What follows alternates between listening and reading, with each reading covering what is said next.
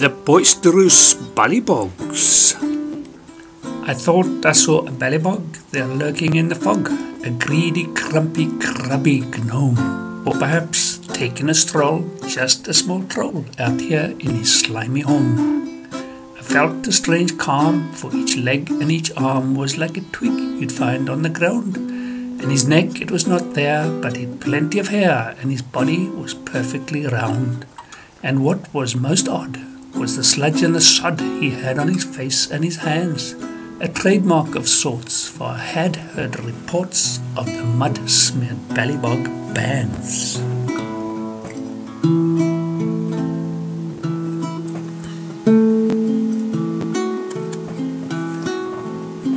This little figure was not much bigger than a dwarf, and that's very small, but he was very stout, with his tummy about the size of a big bouncy ball. He looked my way, to my dismay. His look was more of an ogle, for his manners are rough, he's ill-tempered and gruff. In some places he's known as the bogle.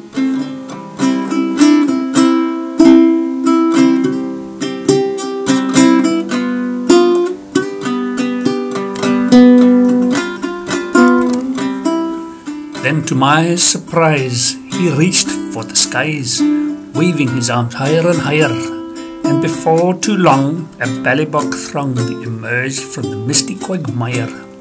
With a grunt and a shout they gathered about, around and about in a ring. It seems, I do fear, I'd walked into the lair of a ballybog band and their king. Then all the little creatures, through very dirty features, grimaced and growled and grumbled. They pushed all together, then tied me with tether, as I teetered and tottered, then tumbled.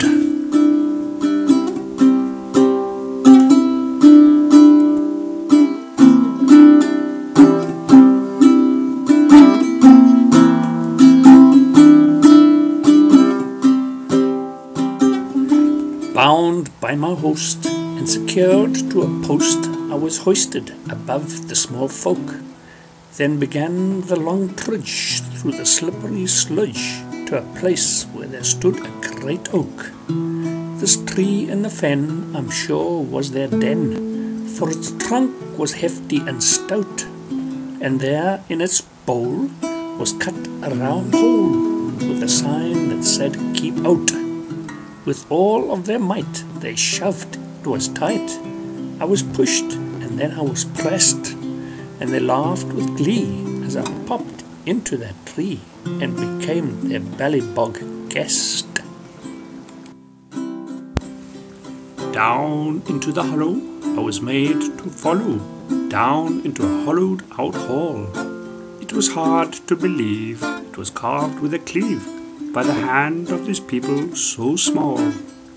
I saw a long table with benches and a label on a chair at the end of the room. But their guest at this feast was a guest from the east, the wicked witch, not me, and her broom. The ballybogs came in to dine, one by one in a line. They followed behind the witch of the sea, for they'd come to eat a ballybog treat, and that treat I hoped would not be me.